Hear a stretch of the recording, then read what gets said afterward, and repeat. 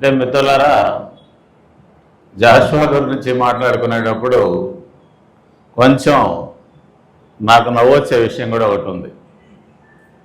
1971 జూలైలో ఆయన మరణించారు. 71 నాటికి నాకు సరిగ్గా 20 ఏళ్ళు. నేను కాలేజీ నుంచి అప్పుడే బయటకు వచ్చాను. కాలేజీ అంటే చిన్న చితక కాలేజీ కాదు, సంస్కృతాంధ్రాల వడపోత కాలేజీ. అప్పుడు ఎలా ఉన్నామంటే తెలుగులో మాట్లాడడమే ఏదో పూర్వజన్మ పాపం అనుకుంటున్నట్టు ఉండేవాడు. అంతా సంస్కృత పద్యాలు రాసుకోవటం, శ్లోకాలు, వీలుంటే అవధానాలు కూడా చేసుకోవటం, ఆ లెవెల్లో ఉండే. వాస్తవం చెప్తున్నా. అలా చదువుకునేటప్పుడు సహజంగానే కాళిదాసు గారి మేఘ సందేశం చదవకుండా ఎవరు ఉండరు. మేఘ సందేశం వడపోశాం, చాలా గొప్ప కావ్యం, అందులో ఏం డౌట్ లేదు. మేఘ సందేశం చదివేటప్పుడు మా గురువు గారు, సరేలేరా కవిత్వం సంగతిలో పెట్టండి, కాళిదాసు రామగిరి నుంచి ఆ మేఘాన్ని పంపిస్తాడు కదా, ఒక దారి ఉంది, రూట్ మ్యాప్. ఈ రూట్ మ్యాప్ నిజమేనా, లేకపోతే అది కూడా పౌరాణికమేనా? ఎప్పుడో బహుశా సామాన్య శకం ప్రారంభం నాటి కాళిదాసుకి భారతదేశపు భౌగోళిక ముఖ చిత్రం తెలుసా, ఎంత తెలుసు అనే ప్రశ్న వేశాడు ఆయన. అంతవరకు మంచిదే, సంస్కృత పండితుడు దాన్ని దండం పెట్టుకొని పండుకోకుండా. అప్పుడు ఆయన రూట్ మ్యాప్ తయారు చేశాడు. వాస్తవం అది వరుస పెట్టి అది నర్మదా నది దాకా, ఉజ్జయిని దాకా, ఆ పైకి ఎక్కడి నుంచి రామగిరి నుంచి తీసుకెళ్తుంది. చాలా కరెక్ట్గా చెప్పాడు. చెప్పడంతో పాటు ఆ రూట్లో ఉన్నటువంటి విషయాలలో ప్రధానంగా ప్రకృతినే వర్ణించాడు. ఏదో దేవాలయాల్ని, దయ్యాలని, చారిత్రక వ్యవహారాలని కన్నా ప్రధానంగా వర్ణించింది ఆయన ప్రకృతినే, ప్రకృతిపరమైనటువంటి ప్రాధాన్యతలను వర్ణించాడు. ఆ రోజుల్లో ఆ వయసులో అది గిలిగింతలు పెట్టినట్టుండేది, అందులో ఏం సందేహం లేదు. అప్పుడు తెలుగులో గబ్బిలం కావ్యం ఉంది. జాషువా గారు కూడా గబ్బిలాన్ని పంపించాడు, కాకుండా తంజావూరు నుంచి పంపించాడు. రెండో దక్షిణాన్ని నుంచి వచ్చినట్టువే. ఈయన రూట్ మ్యాప్ సంగతి ఏమిటి, ఇది అది ఏమన్నా పోలిక ఉందా అనేటటువంటిది అప్పుడు మాకు ఆయన చర్చకు పెట్టాడు. గబ్బిలంతో అలా పరిచయం నాకు. 1971కి ముందు బహుశా 68, 69 ఆ ప్రాంతంలో నేను అనుకుంటా. సరే, ఆ రోజు మిగతా విషయాలలో దానికి దీనికి మధ్య పోలికను చూసుకునే అవకాశం, ఆ దృక్పథం లేదు. కానీ ఇప్పుడు చూస్తే ఇద్దరివి కన్నీటి గాథలే. ఇద్దరూ ఆ సందేశాన్ని విని అర్థం చేసుకోవడానికి ఒక ఆర్ద్ర హృదయం అవసరమైన వాళ్ళే. మేఘంది కూడా ఒక ఆర్ద్ర హృదయమే. నిజానికి మేఘం తీసుకెళ్లేది ఉత్తమాట, గబ్బిలం తీసుకెళ్లేది ఉత్తమాట. కాళిదాసు కూడా అంటాడు, ఏ పిచ్చోడు తప్ప ఎవడు మేఘం చేత పంపిస్తాడు వర్తమానాన్ని, సాధ్యమయ్యేది కాదు కదా. ఈయన కూడా నువ్వు తీసుకెళ్ళగలిగితే నువ్వు ఒకడే తీసుకెళ్ళాలా, తీసుకెళ్లే సంగతి దేవుడు ఎరుగు, ముందు అసలు అర్థం చేసుకోగలిగినాడు అయినా నువ్వేను అని చెప్పి ఈయన అంటాడు. ఆ రకమైనటువంటి పోలికలతో సరే, ఆయన కన్నీటి గాథ విరహంతో కూడుకున్నది, ఈయన కన్నీటి గాథ కుల రక్కసి దాడి చేస్తే తట్టుకోలేక విఫలమైనటువంటి అంశం. ఇది తరతరాది 1 సంవత్సరం మాత్రమే ఆ యక్షుడికి వచ్చినటువంటి బాధ, ఇది తరాలుగా వచ్చినటువంటి బాధ. 1 ఏడాది అయితే అది పరిష్కారం అయిపోయింది, మధ్యలోనే అది పరిష్కారం అయినట్టు కాళిదాసు చెప్తాడు. ఈ గబ్బిలం దీన్ని పరిష్కారం ఎప్పటికీ చేయలేదు. ఎప్పటికి చేస్తారో, ఏ రకంగా చేస్తారో అర్థం కానటువంటి ఒకానొక దశలో ఉన్నటువంటిది అన్నమాట. ఇలా ఉంటే 1971లో జాషువా గారు చనిపోయారు. ఇప్పుడు జాషువా చనిపోయినప్పుడు బాలసుబ్రహ్మణ్యం ఎట్లా ప్రతిస్పందించాలా? మేము సంస్కృతం వాళ్ళం కదా. అప్పుడు నేను సంస్కృతంలోనే ఆ రేడియోలో వార్త విన్న తర్వాత రాసినటువంటి శ్లోకం ఇప్పుడు గుర్తుకొస్తుంది. జాషువా కవిర్ దివమలంకృత ఇత్యకస్మాత్ వార్తా యథా శ్రవణ మార్గ గతా బహువ హాహంత హంత హృదయం వికలం విశీర్ణం మందాప్తి మందిత మహోదధివత్మలీనం అని అప్పుడు రాసుకున్నాం. ఒకసారి ఈ శ్లోకాన్ని చదివితే బాలసుబ్రహ్మణ్యానికి ఇప్పుడు గౌరవం దక్కుతుందో ఇంకేమన్నా దక్కుతుందో నాకైతే తెలియదు, కానీ నేనైతే దీన్ని జాగ్రత్తగా దాచిపెట్టుకున్నాను. ఈ మంచి చమిత్రుల్లో ఆ రూపంలో ఉండేది. ఆ చిన్న వయసులో కూడా సంస్కృతము చదువుకొని ఏదో మేఘ సందేశంతో మునిగిపోతున్నటువంటి వాళ్ళకు కూడా ఈషన్మాత్ర పరిచయం ఉన్నటువంటి గబ్బిలం అంత హృదయాన్ని తాకిందని దానికి మాత్రమే ఈ విషయాన్ని నేను చెప్తున్నా. 1966 దాకా ఆయన రాశాడు. 1917 నుంచి జాషువా ఎమ్మెల్సీగా ఉండేటప్పుడు 1960 దశకం ప్రాంతంలో గబ్బిలాన్ని ఆయనే అచ్చువేయించాడు. అప్పటికే అది 10వ ముద్రణ. బహుశా తర్వాత ఎన్ని ముద్రణలు అయిందో లక్ష్మీనారాయణ లాంటి గారి వాళ్ళు చెప్పాలా, నేను చెప్పలేను. కానీ ఇక్కడ మనం మాట్లాడుకోవాలనంటే ఈ జాషువా గారి రచనా కాలం 1917 నుంచి 1966 దాకా ఆయన రాశాడు. 66లో నా కథ పూర్తి అయినట్టుంది. క్రీస్తు చరిత్ర కూడా ఆయన రాశారు. ఈ మధ్యకాలము అంతర్జాతీయంగా ఎలా ఉంది, జాతీయంగా ఎలా ఉంది అంటే ఏ చారిత్రక సందర్భంలో, ఏ వాతావరణంలో, ఏ చుట్టూ ఉన్నటువంటి పొర మధ్య జాషువా గారు కలం పట్టుకున్నారు, గళం వినిపించారు అనేటటువంటిది మొదట మనం అర్థం చేసుకోవాల్సినటువంటి విషయం. ఆ రోజు 1917, 1966 మధ్యకాలం, 66 కంటే ఇంకొంచెం ముందుగానే వెనక్గారి జరిగినట్టయితే అంతర్జాతీయ వ్యవహారాలు, జాతీయ వ్యవహారాలని పెద్దగా విడదీసి చూడడానికి వీల్లేనటువంటి కాలం. మనం బాగా గుర్తుపెట్టుకోవాల్సిన విషయం. ఎవరికి వారుగా ఉన్నటువంటి కాలం కాదు. 2 ప్రపంచ యుద్ధాలు వచ్చాయి ఈ కాలంలోనే. 2 ప్రపంచ యుద్ధాలు వలసలని పునఃపంపకం చేసుకోవడం కొరకు ఆధిపత్య రాజ్యాలు కూటములుగా ఏర్పడి చేసినటువంటి యుద్ధాలు. ఒకటైతే ఫాసిస్టులు ముందుకు తెచ్చినటువంటి యుద్ధం. కోట్లాది మంది దానికి బలయ్యారు. ఎక్కడో బలి కావడం కాదు, ఆ యుద్ధాలలో వాళ్ళ వలస దేశాలని బలవంతంగా దించారు.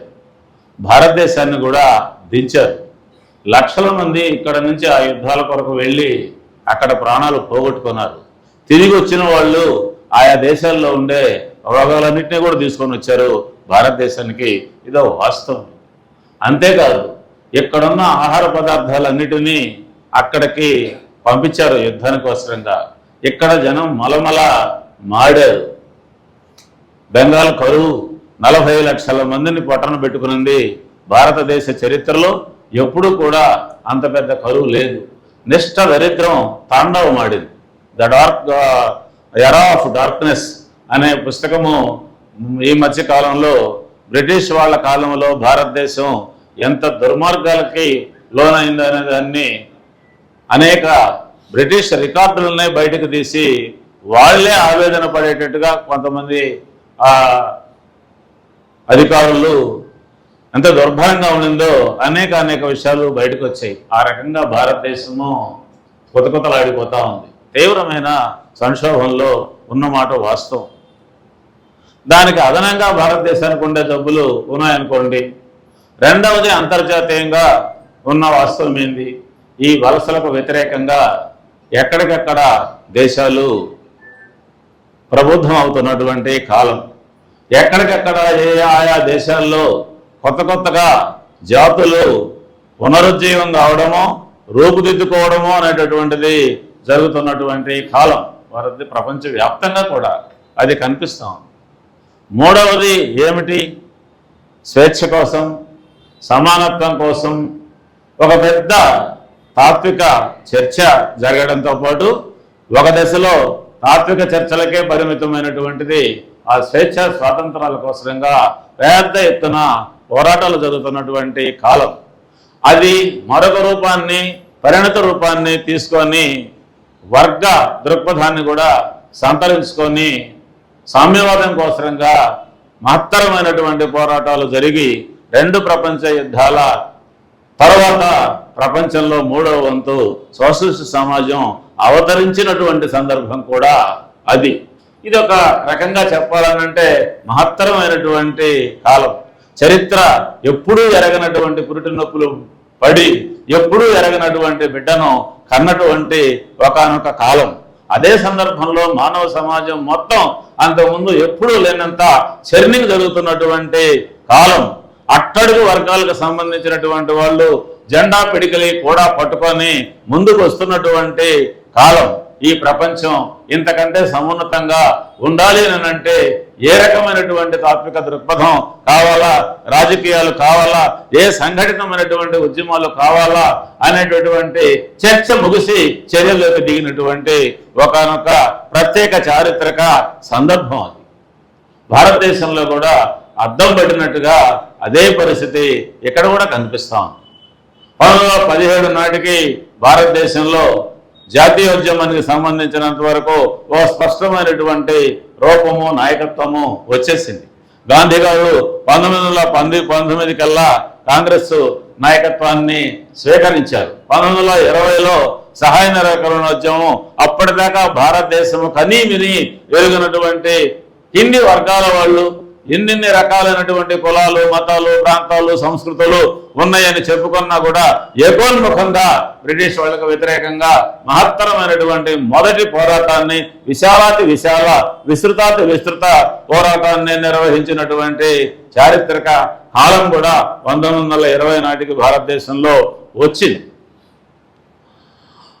ఆ రకంగా సామ్రాజ్యవాద వ్యతిరేక, వలస వ్యతిరేక, స్వేచ్ఛ స్వాతంత్రాల కొరకుగా చేసేటటువంటి పోరాటం జాషువా రచనా కాలం నాటికి భారతదేశంలో స్పష్టంగా కనిపిస్తోంది, ప్రపంచవ్యాప్తంగా ఉన్నదానికి ప్రతిరూపంగా.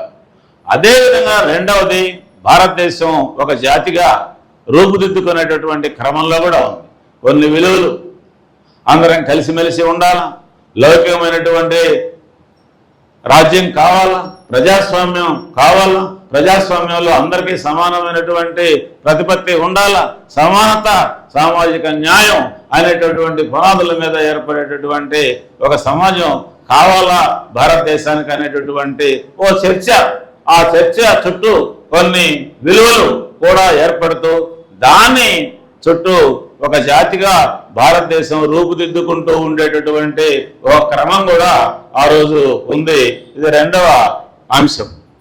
మూడవ అంశం, భారతదేశంలో కూడా పెద్ద ఎత్తున వర్గ పోరాటాలు ప్రారంభమై రైతు ఉద్యమాలు కావచ్చు, కార్మిక ఉద్యమాలు కావచ్చు, బ్రిటిష్ వ్యతిరేక, సామ్రాజ్యవాద వ్యతిరేక పోరాటాలు కావచ్చు, పెళ్ళుగుతూ రక్తం ఓడుతూ అపారమైనటువంటి త్యాగాలన్నీ చేస్తూ పోటీగా ఒకనొక కొత్త ప్రపంచాన్ని ఇక్కడ ఆవిష్కరింపజేసేదానికి కావలసినటువంటి ప్రయత్నాలు కూడా జరుగుతూ ఉన్నటువంటి ఈ కాలం. కానీ ఈ కాలంలో సామాజికమైనటువంటి చర్చ కూడా, ఈ భారతదేశంలో ఉన్న ప్రధానమైనటువంటి సామాజిక సమస్యలు ఏమిటి అని అన్నప్పుడు మొదట ఎదురయ్యేది ఈ దేశంలో ఉన్న కుల సమస్య. ఎక్కడా లేని ప్రపంచంలో రకరకాల రూపాల్లో ఉండొచ్చు, కులం అనే పేరుతో కాకుంటే మరొక పేరుతోనైనా సరే, ఇంత ఫ్రాగ్మెంటెడ్గా ఉండడం అనేటటువంటిది, తరతరాలుగా ఉండడం అనేటటువంటిది, నిచ్చెన మెట్ల రూపంలో ఉండడం అనేటటువంటిది, ఒకవేళ మతం మారినా లేదా హిందూ మతంలోనే మరే రకమైనటువంటి కొత్త ధోరణులు, ఏ భక్తి ఉద్యమం లాంటిదో మరొకటో వచ్చినా మళ్ళీ అటు కనుమరుగినట్టుగా కనబడుతున్నట్టే కనబడి మళ్ళీ ముంచుకొని ముందుకు వచ్చేసేటటువంటి ఈ కుల స్వభావం అనేటటువంటిది ఈ దేశానికి తీవ్రమైనటువంటి సమస్య. ఆ కుల సమస్యలో మళ్ళీ లోతైనటువంటి ప్రాబ్లము అస్పృశ్యత వ్యవహారం. బహుశా ప్రపంచంలో ఎక్కడ లేనట్టుగా ఓ పెద్ద వర్గాన్ని తాకడానికే లేదండి. జాషువా చెప్తాడు. జాషువా చిన్నవాడుగా పిల్లవాడుగా ఉన్నప్పుడు ఆ ఊళ్ళో ఓ నాటకం వేస్తారు. ఆ నాటకం వేసేటప్పుడు చాటింపేస్తారు. ఏమిటంటే ఈ నాటకానికి అస్పృశ్యులు ఎవరు రాకూడదు అని. నాటకం అది పబ్లిక్ నాటకం, అది టికెట్ కొని ఎవడైనా పోవచ్చు. ఆ పోగలిగినటువంటి నాటకానికి కూడా అస్పృశ్యులు రావడానికి వీల్లేదు అని చెప్పి బహిరంగంగా చాటింపు వేసేటటువంటి పరిస్థితి వేసవరపేటలోనో మరొక చోట ఉంది అని అంటే ఏ దేశంలో ఎలా ఏడ్చింది కనుక, ఎలా ఉంది కనుక చెప్పండి. మరి ఆ రకమైనటువంటి పరిస్థితి ఉంది దేశంలో. అందువల్లనే కులం ఎప్పటి నుంచి పుట్టిందో దానికి వ్యతిరేకమైనటువంటి పోరాటాలు, వ్యతిరేకమైనటువంటి చర్చలు కూడా అప్పటి నుంచే పుట్టాయి. ఇదేం కొత్తగా వచ్చినటువంటి వ్యవహారం కాదు. కులం పుట్టుక, కులం వ్యతిరేకత ధోరణిలో పుట్టుక రెండూ జమలుగానే జరిగాయని చెప్పొచ్చు. భక్తి ఉద్యమంలో చాలా పెద్ద ఎత్తున కుల వ్యతిరేకత జరిగింది. రామానుజుడు కులానికి వ్యతిరేకంగా మాట్లాడాడు. ఆదిశంకరుడు కులానికి వ్యతిరేకంగా మాట్లాడక తప్పలేదు. అన్నమాచార్యులు కులానికి వ్యతిరేకంగా రాశారు. వీళ్ళందరూ చేశారు. కానీ ఎంత చేసినా అది పైపైన మాట్లాడుకునేటట్టుగా ఉంది. కానీ కింద నుంచి కొల్లగించి దాన్ని వెలికి తీసేటటువంటి, బయట బారేసేటటువంటి ఒక ఉద్యమం లాంటిది మాత్రం జరగలేదు. అది ఎక్కడ ఎవరు దానికి పిల్లి గంట కడతారా అనేటటువంటిది కనిపిస్తా ఉంది. అందులో ఒక ప్రధానమైనటువంటి పాయ గాంధీ గారు తీసుకున్నటువంటి అస్పృశ్యత నివారణకు సంబంధించిన అంశం. ఆయన ఇంక్లూజివ్ హిందుత్వ పద్ధతిని పాటించాడు కాబట్టి అది అందులో భాగంగా అందరినీ కలుపుకోవాలా, మొత్తం భారతీయులందరినీ ఒక తాటి మీదకి తెచ్చుకోకపోయినట్టుగానైతే ఈ జాతి నిలబడదు, ఈ స్వాతంత్రం కూడా నిలబడదు. అసలు స్వాతంత్రం రావడం కూడా అయ్యే పని కాదు, బ్రిటిష్ వాళ్ళ విభజించపాలించే ధోరణి వల్ల అనేటటువంటి దృక్పథంతో ఆయన ఒకవైపున వీళ్ళని దగ్గరకు తీసుకునేటటువంటి ప్రయత్నం చేశారు. ఎన్ని పరిమితులున్నా దేశవ్యాప్తంగా ఒక చర్చని అంటరానితనానికి వ్యతిరేకంగా తేవడం అనేటటువంటిది గాంధీ గారు చేశారు. అదేం చిన్న విషయం ఏమీ కాదు. చరిత్రగా చూడాలి. చాలా మంది తెలియదు. పొట్టి శ్రీరాములు గారు ఆత్మార్పణ చేశారు ప్రత్యేక రాష్ట్రం కొరకు అనేటటువంటిది ఆయన గురించి చెప్పుకునేది. కానీ పొట్టి శ్రీరాములు గారు చనిపోయేదానికి ముందర చేసినటువంటి కార్యక్రమం ఏమిటి అని అంటే అస్పృశ్యత నివారణ ఉద్యమమే. బహుశా నెల్లూరులో ఈ ప్రచారం చేస్తూ గ్రామాలు తిరుగుతూ మండుడు తిరుగుతూ ఏదో ఒకరి అరువు మీద రాత్రులు పండుకుంటే అగ్రవర్ణాల వాళ్ళు వచ్చి ఎన్నిసార్లు కొట్టారో చెప్పలేము. ఆయన ఎన్నిసార్లు కొట్టినా ఏమాత్రం సిగ్గుపడకుండా భయపడకుండా ఆ పని చేస్తూనే ఉన్నాడు. ఆ విధంగా చేయడం అనేటటువంటిది ఎక్కడి నుంచి వచ్చింది? కాంగ్రెస్ పార్టీలో నుంచే వచ్చింది, అందులో ఏం డౌట్ లేదు. అది ఒక రూపంలో జరిగినటువంటి విషయం. అట్లాగే భారతదేశంలో ఒక పెద్ద సెక్షన్గా ఉన్నటువంటి ముస్లింలను కూడా హక్కున చేర్చుకోకపోతే అందరం కలిసి ఒక జాతిగా కానీ ఉండకపోయినట్టుగానే అయితే నిలబడదు. ఈ స్వాతంత్రం నిలబడినా దానికి అర్థం ఉండదు అనేటటువంటి ధోరణి కూడా ఆ రోజుల్లోనే వచ్చింది. ఇంకా దాంతోపాటు అదనంగా భారతదేశంలో వచ్చినటువంటిది ఆధునికత కోసంగా ఒక పెద్ద ఎత్తున ప్రయత్నం. పాత సంకుచిత ఛాందస సనాతన వాదాలను పట్టుకొని వేలాడుతూ ఉన్నంత కాలం ఈ దేశం ముందు ఊరుకోసంబి చాలా స్పష్టంగా చెప్తాడు. ఎందుకని ఇతర నాగరికతలన్నీ మనతో పాటు సమానంగా వచ్చినటువంటి నాగరికతలు లేకుంటే మనకంటే చాలా వెనకబడిన తర్వాత వచ్చినటువంటి అభివృద్ధి ఉన్నటువంటి దేశాలు ముందుకెళ్ళాయి, భారతదేశం మాత్రం ఎందుకట్నే ఉండిపోయింది అని అంటే పనికి మాలిన ఛాందస వ్యవహారాల మత వ్యవహారాల మీద చర్చోపచర్చలు జరిపి ఎంట్రుకను నెట్ట నిలువున చీల్చుకుంటా ఉండి ఆధునికత శాస్త్రాల గురించి మారుతున్నటువంటి ప్రకృతి రహస్యాలను అర్థం చేసుకోగలిగిన శక్తి సామర్థ్యాలను గురించి ఏమీ మాట్లాడకపోయినందువల్ల ఈ పురాతన సమాజం కాస్త ఎంతో ప్రాచీనమైన నాగరికత కలిగిన దేశం కాస్త అట్టడుకు వెళ్ళిపోయింది అని ఆయన చెప్తాడు. అట్లాగే ఈ దేశము ఏమైనా పౌరాణిక యుగంలోనే ఇంకా ఆలోచిస్తోందా, క్రీస్తుకు పూర్వంగానే ఏమన్నా ఆలోచిస్తోందా, లేకుంటే తర్వాత కాలం చాలా వేగంగా సాంకేతిక రంగంలో, శాస్త్ర రంగంలో అభివృద్ధి చెందింది, కొత్త కొత్త తాత్విక ధోరణులు వచ్చాయి, ప్రకృతి పట్ల, మానవుడి పట్ల అనేక రకాలైనటువంటి శాస్త్రంతో ముడిపడిన, లేకపోయినట్టుగానైతే రుజువు ఆధారితమైనటువంటి అనేక రకాలైనటువంటి అంశాలు బయటకు వచ్చిన తర్వాత, కొత్త ఆవిష్కరణలు వచ్చిన తర్వాత తలుపులు తెరిచి వెలుతురుని లోనికి రానిచ్చి చూడడం అనేటటువంటిది భారతీయ సమాజానికి ఎంత అలవాటు అయింది, ఎంత అలవాటు కాలేదు. ఈ చర్చ కూడా రాజా రామ్మోహన్ రాయ్ గారి దగ్గర నుంచి వీరేశలింగం దగ్గర దాకా పెద్ద ఎత్తున భారతదేశంలో పునరుజ్జీవనోద్యమంలో భాగంగా, దాన్ని మనం సంఘ సంస్కరణ ఉద్యమం అంటారు, ఆ మాట ఏం కరెక్ట్ కాదు. సంఘ సంస్కరణ ఉద్యమం అనే దానికన్నా ఆధునిక తత్వం కొరకుగా ఈ దేశము పడుతున్నటువంటి పురిటి నొప్పులు అని అనాలా, అదో పెద్ద ప్రయత్నం జరుగుతుంది. సరే, సహజంగానే వీటన్నిటినీ కొంచెం డామినేట్ చేసినటువంటి అంశం స్వాతంత్ర పోరాటం, జాతీయ పోరాటం. ఎందుకనంటే అది ఇమ్మీడియట్గా బ్రిటిష్ వాళ్ళని బయటకు పంపాలా, స్వాతంత్రం తెచ్చుకోవాలా, తెచ్చుకున్న తర్వాత కొన్ని సమస్యలను మనం పరిష్కరించుకున్న దానికి వీలుగా ఉంటుంది. అది తీవ్రంగా మన జాతిని కొంగదీసింది కాబట్టి, నడ్డి వేరకొట్టింది కాబట్టి, దానిలో నుంచి బయటపడాలనేటటువంటిది మిగతా అజెండాల కంటే ముందుకొచ్చింది భారతదేశంలో. 1919 ఆ ప్రాంతంలో 18 ముఖ్యంగా 1918 ప్రాంతంలో గోదావరి జిల్లాలో వీరేశలింగం పంతులు పెద్ద ఎత్తున ఈ మహిళలని సమావేశపరిచేవాడు. ఆయనతో నిమిత్తం లేకుండా మహిళలే, ఆ చరిత్ర చదివితే ఆశ్చర్యం వేస్తుంది. ఒక్కొక్క చోట 300 మంది 400 మంది మహిళలు ఒక చోట చేరి మహిళా ఎమాన్సిపేషన్ గురించి మాట్లాడుకునేవాళ్ళు. కానీ అది ఏమైందని అంటే, ఒకరోజు ఆయన వాటి దగ్గరికి పోతే ఆ సమావేశం మధ్యలో వందే మాతరం అనడం ప్రారంభించారు. వీరేశలింగం ఈ నా కథ వెనక్కిపోతా ఉంది, జాతీయ ఉద్యమం ముందుకి వచ్చేసింది, మనం జాగ్రత్తగా వండుకుంటే లాభం లేదని అనుకున్నానని చెప్పి ఆయన చెప్తాడు అనమాట. అది జాతీయోద్యమం రావటం, స్వాతంత్రం రావటం జరిగింది. స్వాతంత్రం వచ్చిన తర్వాత చాలా మంది కలలు కన్నారు, చాలా సమస్యలకి పరిష్కారం అవుతుంది.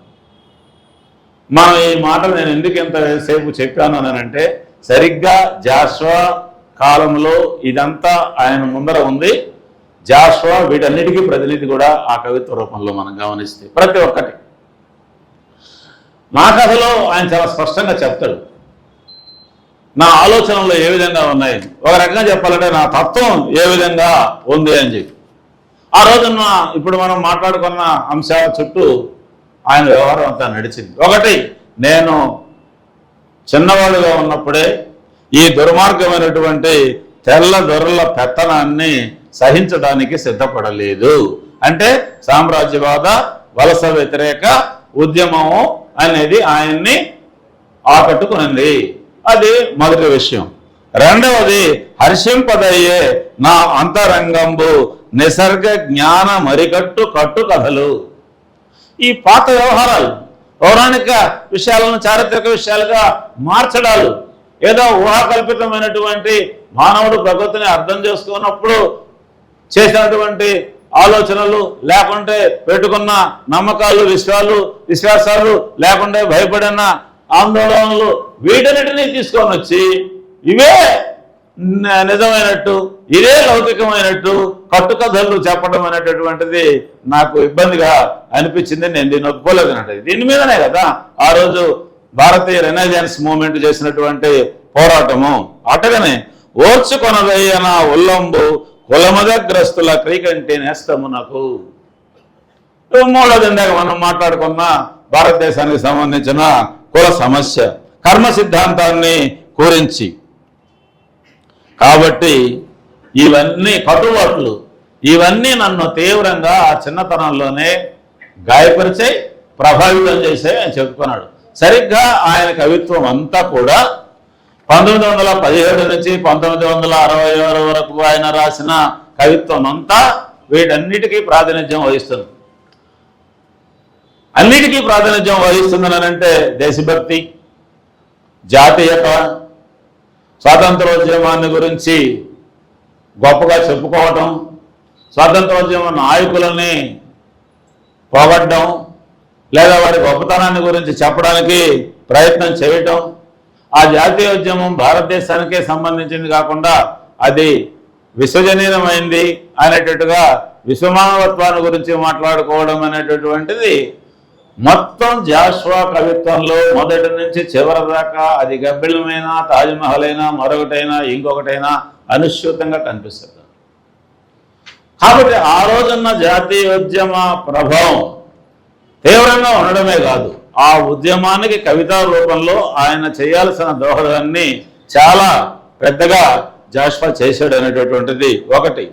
రెండవది, కవిత్వంలో ప్రధానమైనటువంటి అంశము ఈ ప్రాచీనత్వాన్ని, సనాతనత్వం పేరుతో జరిగే ధోరణిని, అహేతుకత్వాన్ని చాలా చోట్ల దేవుళ్ళని కావచ్చు, నమ్మకాలను కావచ్చు, కులపరమైనటువంటి నా ధోరణులను, విశ్వాసాలను కావచ్చు, పాత చింతకాయ పట్టుకొని వేలాడడాన్ని గురించి కావచ్చు, సందర్భం ఏదైనా వీటిని గురించి ఆయన మాటికి మాట్లాడుతూ వస్తాడు. అంటే ఒక ఆధునిక సమాజం కోసం వీటన్నిటిని వదిలించుకొని పారిశ్రామిక యుగానంతరము పాశ్చాత్య దేశాల్లో ఏ రకమైనటువంటి తాత్విక ధోరణులు, వీచికలు వీచాయో ఆ వైపున భారతీయ సమాజం ప్రయాణం చేయడం లేదు.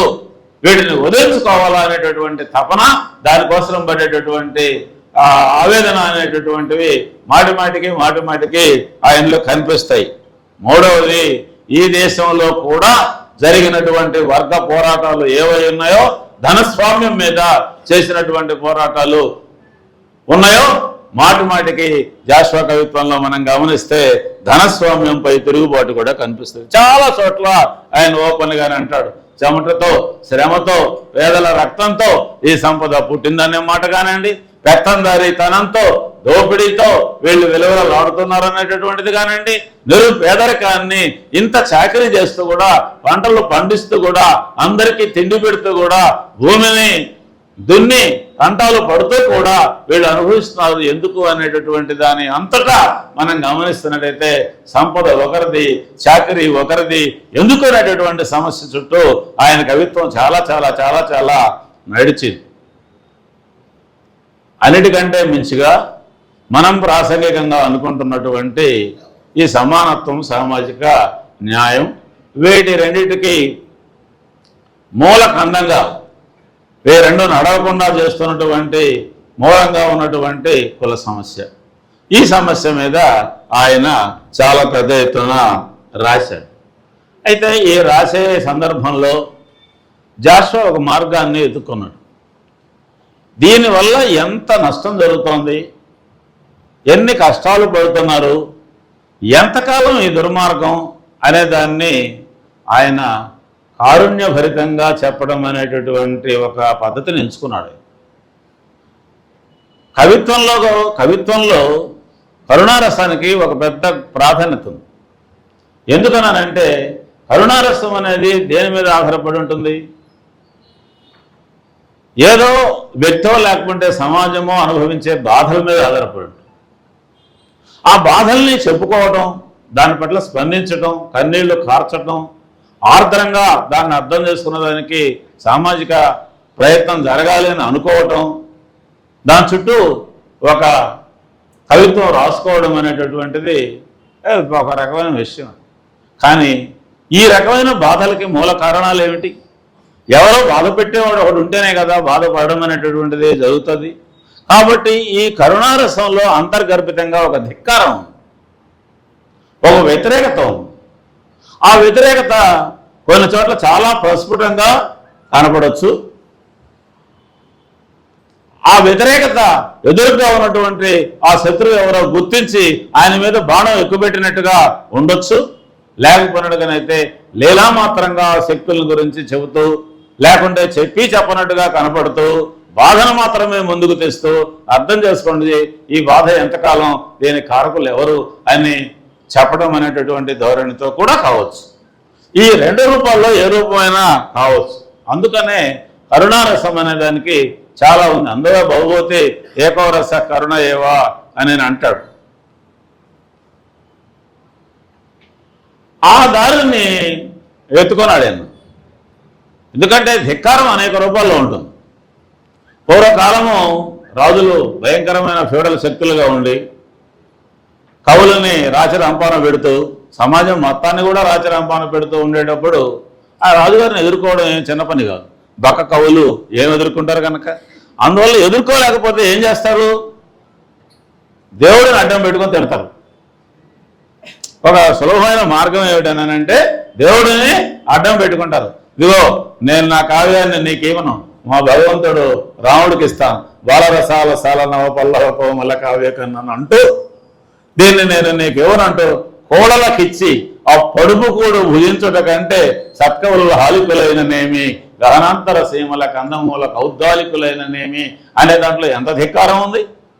అంత ధిక్కారాన్ని ఆ బొక్కపోతన ఆనాటి రాజు మీద చూపగలిగాడనంటే ఆయనకు తోడెవరు? ఆయనకి ఏమన్నా ఎర్రజెండా తోడుందా? ఆయనకి ఏమన్నా అరసం తోడుందా? ఆయనకి ఏమన్నా జాషువా విజ్ఞాన కేంద్రం తోడుందా? ఆయనకి వీళ్ళెవరు లేరు తోడు. ఆయనకి తోడు ఎవరు? రాముడిని అడ్డం పెట్టుకొని రాజును జాగొట్టాడు. అందుకనే కుటుంబరావు గారు ఏమంటాడనంటే ఆ మొత్తం భాగవతాన్నంతా ఆ పోతనే రాసుకొని ఇవ్వయా, ఆ ఒక పద్యం నేను రాసి ఉంటే అంత బాగుండేది అండి. ఆ ఒక పద్యం నేను ఎంత రాసి ఉంటే ఎంత బాగుండేది ఆయన అంటాడనమాట. కవుల యొక్క ధిక్కారం ఈ రూపాల్లో ఉంటుంది. వాళ్ళేమి కత్తి యుద్ధాలు చేసేటటువంటి సైనికులు కాదు. వాళ్ళేమి ఉద్యమాలు నడుపుతూ ఉండేవాళ్ళు కాదు. ఉద్యమాలలో భాగంగా ఉంటూ ఉద్యమాలు కూడా చేస్తూ ఉద్యమాల కొరకు కవిత్వాలు రాస్తూ ఉండడం అనేటటువంటిది తర్వాత కాలంలో వచ్చినటువంటి వ్యవహారం. జాషువాకి ఆ పరిస్థితి లేదు.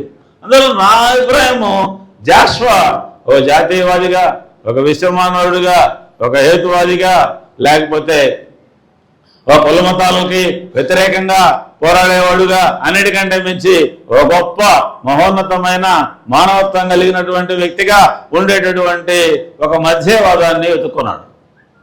భారతీయ స్రవంతిలో మధ్యవాదానికి చాలా స్థానం ఉంది. బుద్ధుడు కూడా మధ్యవాదే.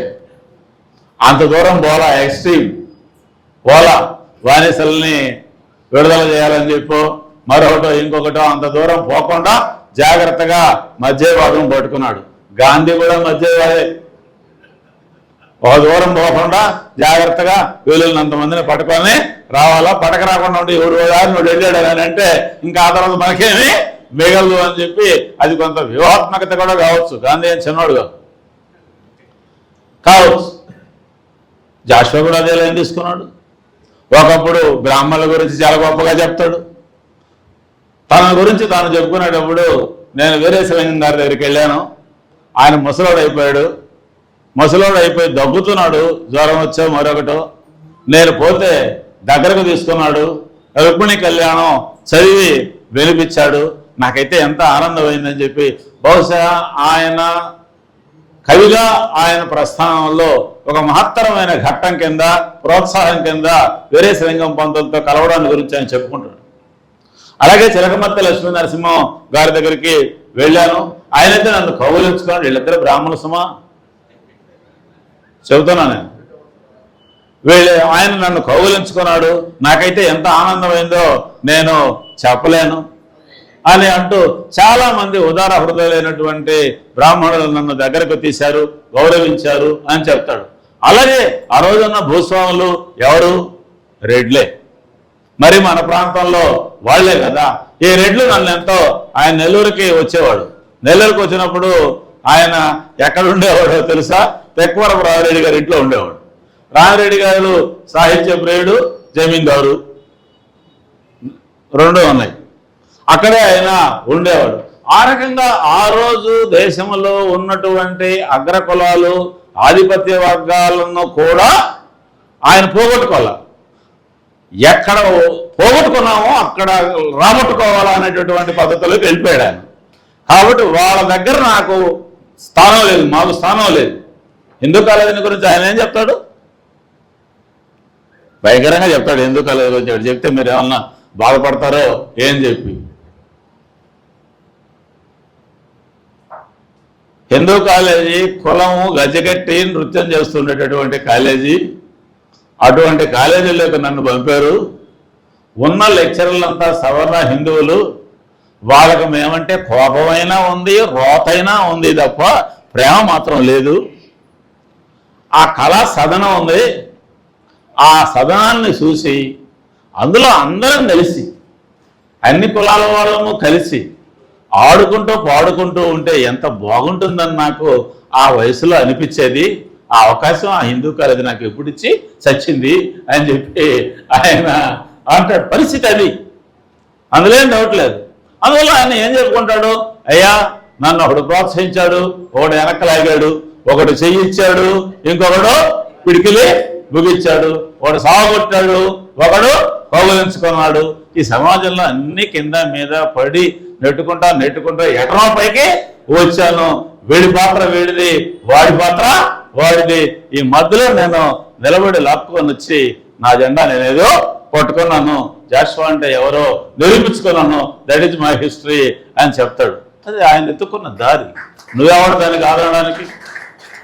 నువ్వెవరు దాన్ని అట్ట కాకుండా కొట్లాడే ఉండాలా, ప్రాణం పోగొట్టుకునే ఉండాలా అని నువ్వు అనడానికి ఏముంది? ఆయన రెండవది ఆయనకున్న పరిస్థితి పరమ దరిద్రం. ఆ ఉద్యోగం లేకుండా రైల్వే స్టేషన్లో బేకారు కొడుతున్నప్పుడు ఆయనకు ఉద్యోగం ఏ విధంగా వచ్చిందో, ఒక ఆయన వచ్చి రావాలేదో తెలుగుగా పనిచేద్దు అని అంటే అంతకుముందు ఆ డ్రామా కంపెనీలో వాటిల్లో వీటిల్లో పనిచేసి సగం ప్రాణం పోయి పరమ పేదరికాన్ని అనుభవిస్తున్నటువంటి వ్యక్తి సర్వం త్యాగం చేసి శ్రీకాకుళం అడవుల్లోకి పోకుండా ఎంతుకున్నాడు వెంకటాప సత్యం లాగానంటే వెంకటాప సత్యాన్ని జాషువాని ఎందుకు పోల్చాలా? ఎందుకు పోల్చాలి చెప్పండి? మామిడి పండు యాపిల్ పండుని ఎందుకు పోల్చాలా? ఆ పండే, ఈ పండే అంతే కదా. దానికి అంతవరకే కదా చూడాల్సింది. జాషువా రూపంలో నెగ్గుకొని రావడం అనేటటువంటిది జరిగింది. అంతేకాదు, జాషువా చలం. సరే, ఇందాక వీరేశలింగం తర్వాత చిలకమర్తి సంగతి చెప్పుకున్నాం. చలం, అట్లాగే గురదాడ, అన్నిటికంటే మంచి రవీంద్రనాథ్ ఠాగూర్ గారి రచనలు చాలా వరకు ట్రాన్స్లేట్ అయ్యి అప్పటికే తెలుగులోకి వచ్చేసాయి. రవీంద్రుడిది మిగతా విషయాలతో పాటు ఆయన చాలా విశ్వమానవత్వం, ఉదారమైనటువంటి ప్రాపంచిక దృక్పథం ఉండేటటువంటి వ్యక్తి. అది వివేకానందుడు ఒక సరళమైన సంక్లిష్టమైనటువంటి హిందూ తత్వంలో నుంచి సరళ ఇంక్లూజివ్ హిందుత్వం కొరకుగా ప్రయత్నం చేస్తున్నటువంటి ఒకనొక మాంకు ఆయన. వీళ్ళందరూ ఆయన చుట్టూ ఉన్నారు. వీళ్ళలో ఏ ఒక్కరి వల్ల ఆయన ప్రభావితులు కాకుండా లేడు. వీళ్ళందరి వల్ల ప్రభావితుడే. అందువలన ఆయన కవిత్వంలో వీళ్ళందరికీ స్థానం దక్కింది. అయితే అప్పటికే తెలుగు సాహిత్యంలో కొన్ని ధోరణులు వచ్చేస్తున్నాయి. ఒక ధోరణి ఏమిటి? పద్యానికి కాలం చెల్లింది. శ్రీశ్రీ చంద్రశేఖర్ రెడ్డి ఎరగొడతాను అని చెప్పి అప్పటికే కర్ర తీసుకొని తిరుగుతా ఉన్నాడు. అవును కదా. జాషువా కనపడలే ఆయనకి. కనపడి ఉంటే జాషువా మీద దాడి చేసి ఉండేవాడేమో నాకైతే తెలియదు. అప్పటికే ఎంకి తెలుగు వాళ్ళ ఆడబొడిసి అయిపోయింది. అంటే అతి సామాన్యులైనటువంటి వాళ్ళు తెలుగు సాహిత్యంలో ప్రధాన నాయకులుగా గౌరవింపబడేటటువంటి స్థానం వచ్చేసింది. మీకు చాలా తమాషైన విషయం చెప్తాను నేను. లక్ష్మీనారాయణ ఉన్నాడు, దాన్ని కొంచెం సమర్థిస్తే మంచిది. ఏమిటంటే తెలుగులో దేవుడు అనే దానికి పేరేంది? పదం ఏంది? దేవుడు సంస్కృతం, భగవంతుడు సంస్కృతం. మరి తెలుగు వాళ్ళకి దేవుడు లేడా? ఈ చర్చ జరిపారు. అంటే ఏదో మన మూలంలో ఒకటి ఉండాలి కదా మనకి అని ఆఖరికి ఏమని పట్టుకున్నారని అంటే తెలుగులో దేవుడికి పర్యాయ పదము ఎల్లడు అని పట్టుకున్నారు. ఏమిటి ఎల్లడు అంటే? సర్వాంతర్యామి కదా. చాలామంది పిల్లలకి ఎల్లడు అనే పేరు పెట్టుకునేవాళ్ళు అన్నమాట.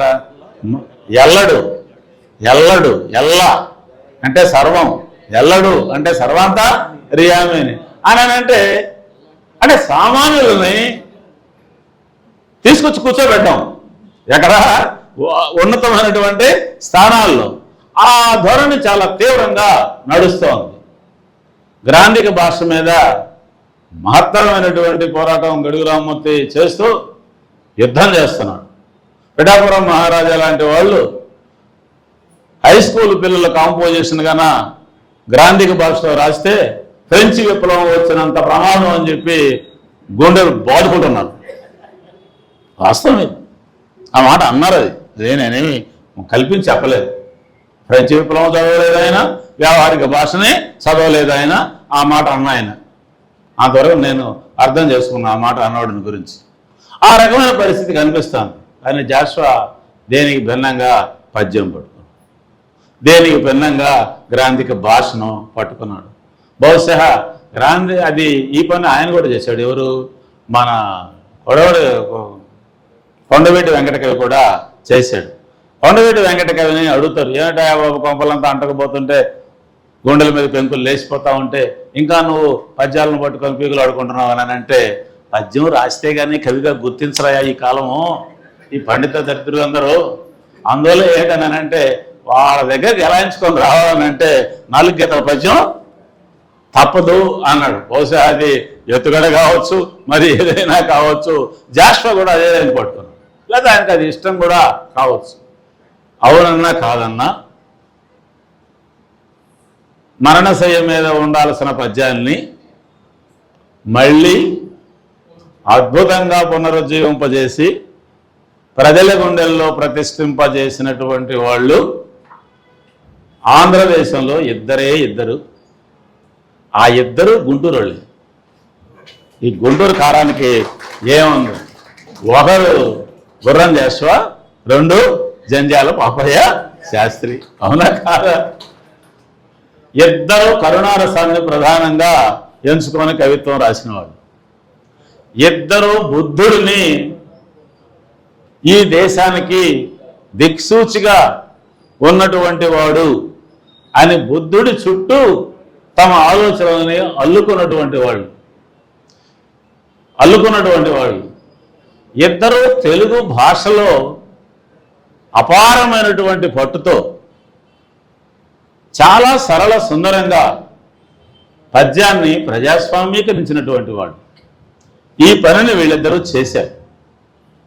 అలా కాకుండా శ్రీశ్రీలాగా ఇంకొక రకమైనటువంటి ధోరణిలోకి వెళ్ళి ఉంటే ఎలా ఉంటుంది అనేటటువంటిది మళ్ళీ ఇందాకే సోన ప్రశ్న లాంటిదే.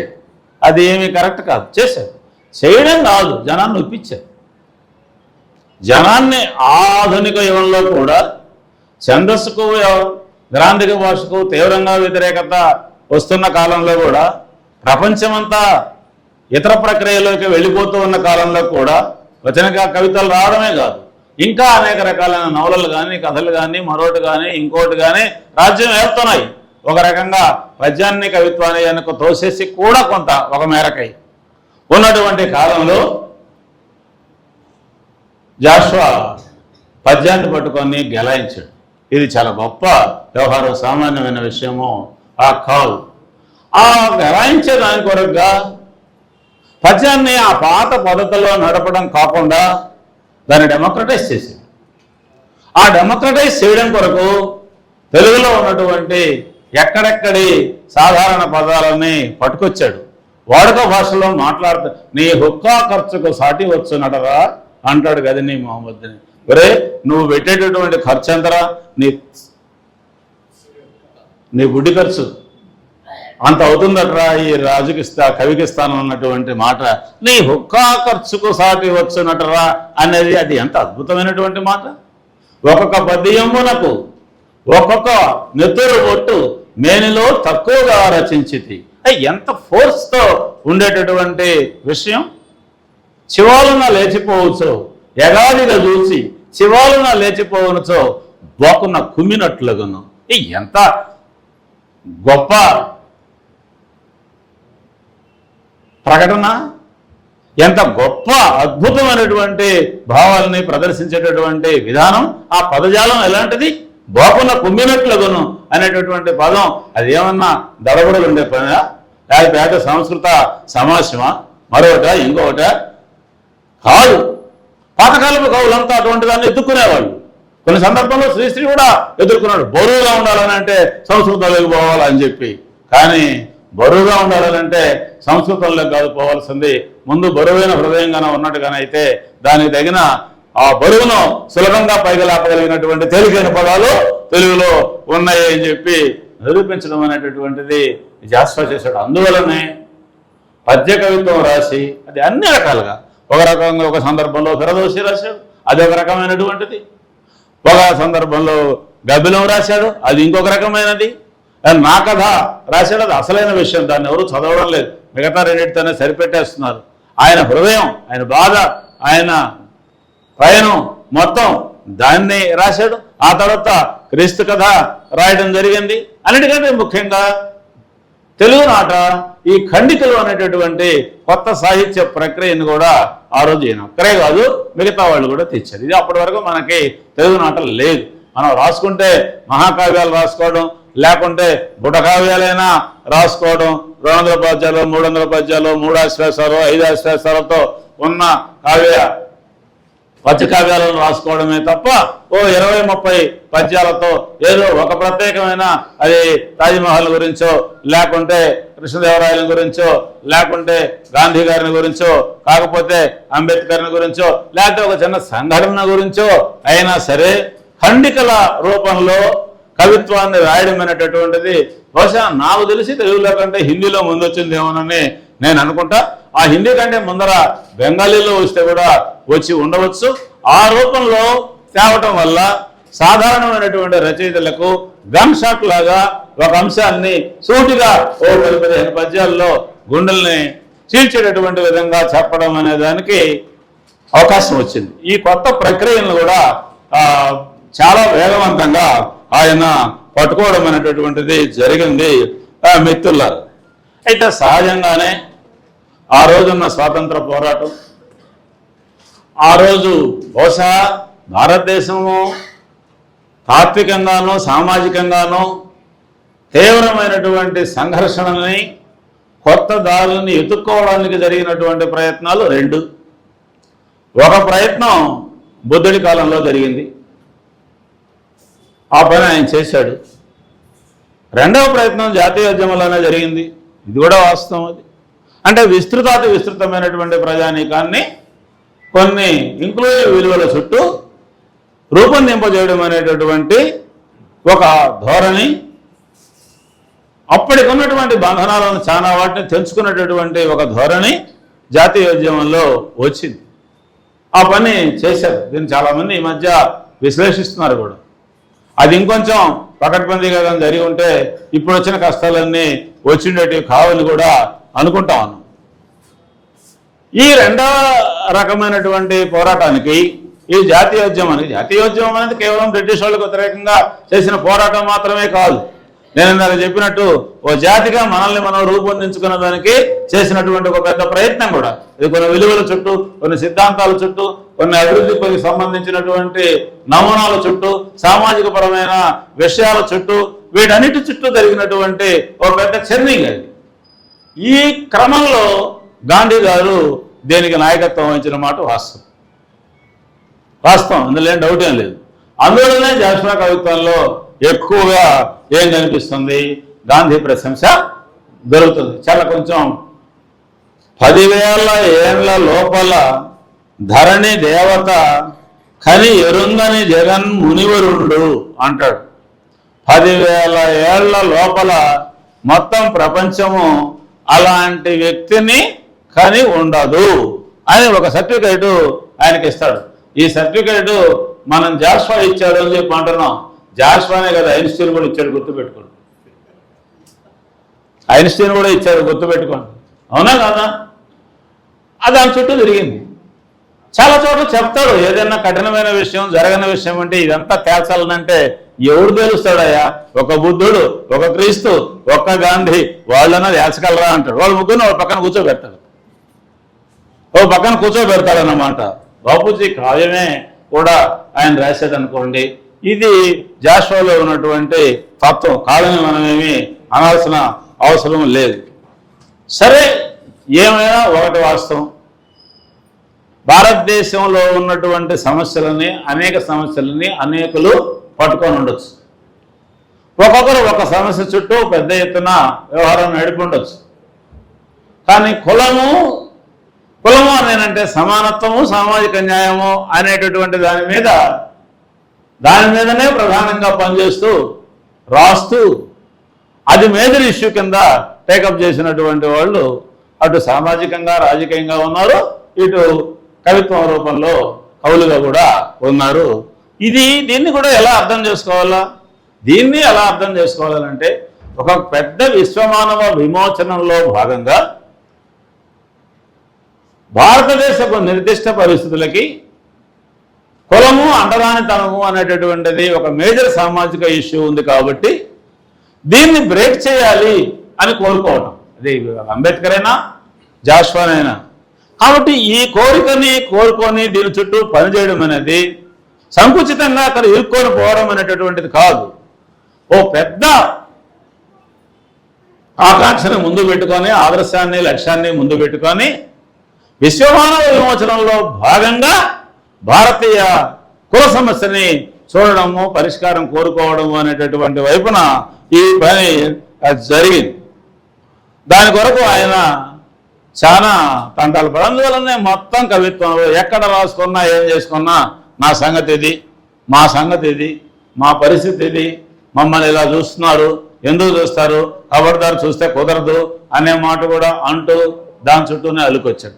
ఒక రకంగా చెప్పాలనంటే ఆయన హృదయము, ఆయన జీవితము మిగతా ఏ ఒక్క సమస్య కన్నా ఆ సమస్యతో ఎక్కువ అటాచ్ కావడానికి ఆయన వ్యక్తిగతమైన జీవితము కారణం కావచ్చు, లేకుంటే ఆయన ఆలోచనల్లో దాన్ని ప్రధానమైనదిగా పట్టుకున్నటువంటి ఒక ప్రత్యేకమైన ధోరణి కూడా అయితే కావచ్చు.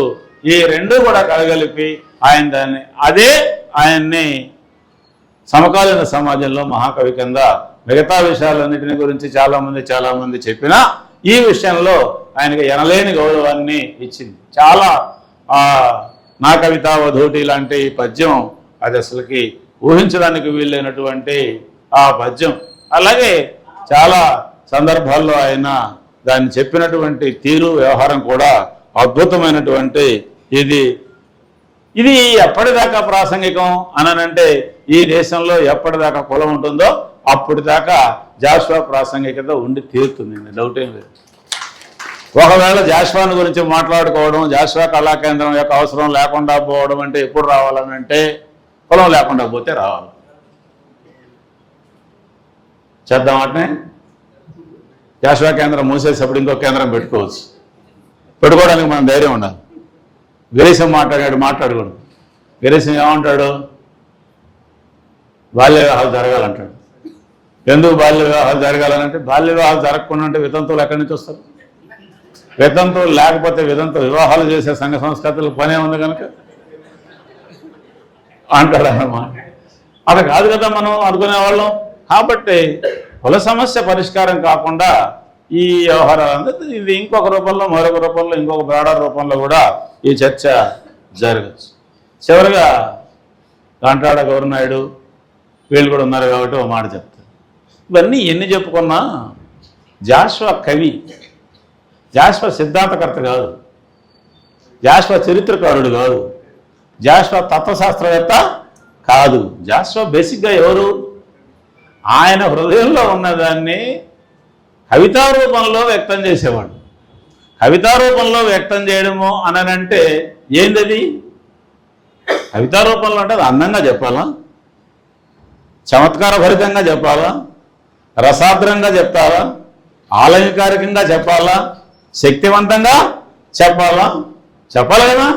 ఆ చెప్పడం చేత కాకుండా సిద్ధాంతాల చుట్టూ రాసి నాది కవిత్వం అని అంటే అది కవిత్వం కాదు. జాష్వా నుంచి అది నేర్చుకోవడం మంచిది మనం. అందువల్ల చాలా చిన్న పదాలతో ఆయన కడుపులో ఎంత పెద్ద ఆవేదన ఉన్నా అద్భుతమైనటువంటి దాన్ని ఆయన చెప్పాడు. చాలా గొప్ప కవిత్వం అట్ట కూడా చూడాలి. జాష్వా కవిగా ఎంత గొప్పవాడు, తెలుగు భాష, తెలుగు పదజాలం, తెలుగు వాగ్విన్యాసం వీటన్నిటినీ ఆయన ఎంత గొప్పగా పట్టుకున్నాడు.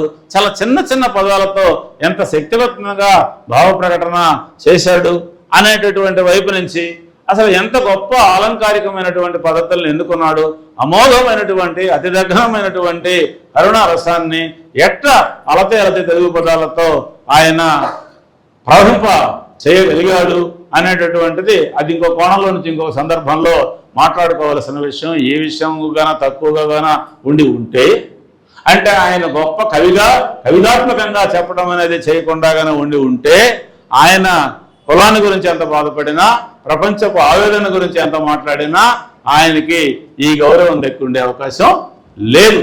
కవులు దీన్ని పోగొట్టుకుంటే అన్యాయం అయిపోతారు. చాలా మంది కవులకి ఈ లక్షణాలు తగ్గుతున్నాయి గౌరవనాయుడు, ఇది ఒక వాస్తవం. చివరిగా నేను నా ఆవేదనను మాత్రం చెప్పి విరమిస్తాను.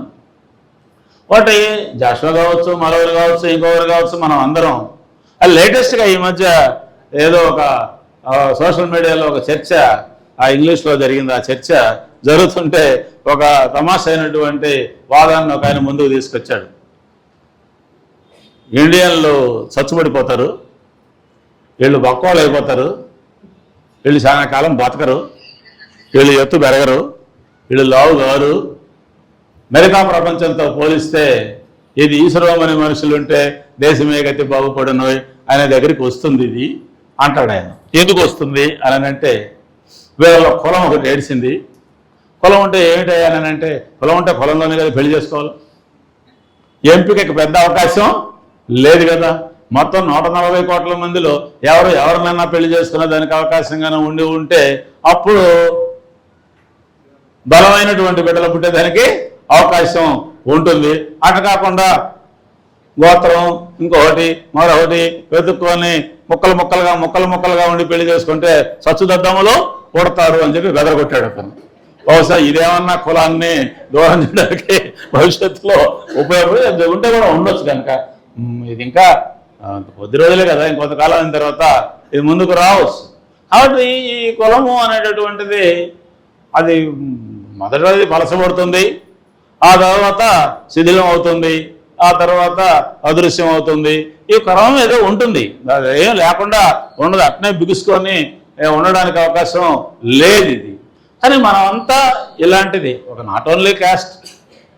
అది మొన్న జరిగింది ఏంటి హర్యానాలో, అలా ఆ విషయం తెలిస్తే కడుపు మండిపోదా? వాడు కారులో పోతున్నవాడిని వెనక నుంచి వచ్చి చంపేశాడు. ఏమిరా ఎందుకు చంపినావు అని వాడు పట్టుకొని అడిగారు. వాడు ముస్లిం అనుకున్నాడు, వాడు బ్రాహ్మడు అయిపోయాడు అని అన్నాడు. అంటే ఏంటి, వాడు ముస్లిమే చంపేస్తావా? అదొక హక్క. ఈ దేశంలో అట్లా చంపేయచ్చు ముస్లింలని అనేటటువంటి సర్టిఫికేట్ ఇది ఇచ్చేసారా ఏంటి కొంపదీసి? వాడు ఆ మాట ధీమాగా అనేసాడు. పరిస్థితి అది కడుపు మండిపోతుంది. మొన్న ప్యూ రీసెర్చ్ సెంటర్ అనేటటువంటి అమెరికన్ పరిశోధనా సంస్థ ఒక నివేదికని మొన్న జనవరి 2024 జనవరి మే నెలల మధ్యలో చేసిన అధ్యయనం అది. ఆ అధ్యయనం ఏం చెప్పింది? భారతదేశంలో ఉన్న 81% మంది తమ మతాన్ని తమ మత విశ్వాసాలని గౌరవించేవాడు మాత్రమే ప్రధానమంత్రిగా ఉండాలని కోరుకుంటున్నారు అని చెప్పింది. అర్థమైందా భాష వాక్యం? 81%. నిజమేనా ఇది? లౌకిక రాజ్యం కావాలని, మతాన్ని రాజ్యాన్ని విడగొట్టాలని చెప్పి, మతం వ్యక్తిగతమైన వ్యవహారం అని చెప్పి, అసలు ఇంకా ఏం మతమయ్యా బాబు, మతములన్నీ మాసిపోవును, జ్ఞానం ఒక్కటే నిలిచి వెలుగును అనుకుంటుండేటటువంటి కాలం వచ్చేసింది అని చెప్పి మనం అనుకుంటుంటే 81% మంది నా మత విశ్వాసాలను నిలబెట్టేవాడే ప్రధానమంత్రిగా ఉండాలి అని అలగాపులగం చేశాడని అంటే దీన్ని దాన్ని ఆ రకంగా ఆలోచిస్తున్నారని అంటే ఎంత భయం వేస్తుంది, బాధ వేస్తుంది. నేహం గ్రాండ్ క్వశ్చన్ కూడా ఇదే క్వశ్చన్, ఇది ఇంకొక రూపంలో ప్రపంచం మొత్తాన్ని ఆన్సర్ చేస్తుంది. కాబట్టి ఇంత పెద్ద ఎత్తున ఒక మన ఊహ కూడా అందనటువంటి ఒకనొక ధోరణి దేశంలోనే కాదు ప్రపంచవ్యాప్తంగా కూడా వ్యక్తం అవుతుండే కాలంలో అందరం కలిసి పని వేలున్నంత మందిని ఇప్పుడు జాషువా ఎట్లయితే ఆ గాంధీ గారిని, అంబేద్కర్ని, మరొకరిని అందరినీ కలుపుకొని ఎంతవరకు కలిసి పనిచేయడానికి అవకాశం ఉందో అంతవరకు కలిసి పనిచేయడం అనేటటువంటి ఒక పద్ధతి లేకుండా గీతలు గీసుకొని ఎక్కడికక్కడ ఫ్రాగ్మెంట్గా అయిపోయినట్టుగానే అయితే మనమేమో ముక్కలు అవుతాం, వాళ్ళేమో ఒక్కటవుతారు. ప్రపంచ కార్మికులారా ఏకంగా అండి అని మనము నినాదం ఇస్తే ప్రపంచ పెట్టుబడిదారులారా ఏకంగా అండి అని నినాదం ఇవ్వకుండానే ఏకమైపోయారు. వాస్తవం ఇది.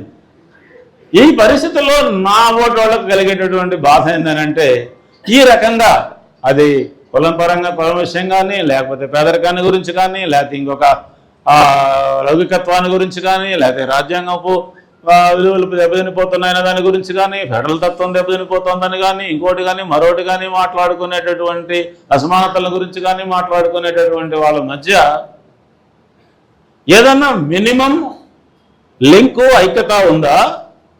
లేకపోయినట్టుగానైతే వీళ్ళు ముక్కలుగా ఉన్నారా? అంటే సకలీకరణ ఎక్కువైందా, సకలీకరణ ఎక్కువైందా? నేను ఈ ప్రశ్న వేస్తున్నాను. నాకు బాధగా జాషువా జయంతి సందర్భంగా మాట్లాడేటప్పుడు చివరి మాటలు మాట్లాడుతూ ఈ విడిపోయిన వ్యవహారంలో అందరికంటే ఎక్కువ విడిపోయిన వాళ్ళు ఏంటంటే ఈ కవులు రచయితలు. వీళ్ళు ఇద్దరు కలిసి ఒక మాట మాట్లాడుకోవడానికి, ఒకరి పుస్తకం ఒకరు చదవడానికి సిద్ధంగా లేరు.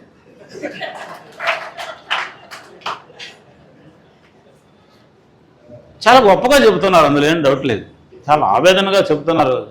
కానీ వీళ్ళ మధ్య పాతకాలంలో విరసమా లేకపోతే మరొకట ఇంకొకట వీళ్ళని ఒకటి చేసింది. లేకుంటే ఒక పెద్ద ఉద్యమాల చుట్టూ పొరలుగా తోడుగా వచ్చేటటువంటి వాళ్ళు, ఒకటిగా మాట్లాడుకునేవాళ్ళు, ఉండేటటువంటి వాళ్ళు, ఆలోచించేటటువంటి వాళ్ళు, 10 మందికి చెప్పేటటువంటి వాళ్ళు ఈ రకంగా ముక్కలు అవడం అనేటటువంటిది జరిగితే ఇక సమాజాన్ని ఒకటిగా ఉండాలని చెప్పేటటువంటి హక్కు ఈ రచయితలకి, కళాకారులకి, కవులకి ఎక్కడి నుంచి వస్తుంది అనేటటువంటి ప్రశ్న నేను వేస్తున్నా. ఈ ప్రశ్నకు జవాబు వెతుక్కునే ప్రయత్నం జాషువా జయంతి సందర్భంగా 1 ఇంచైనా జరగాలని కోరుకుంటూ సెలవు తీసుకుంటున్నాను.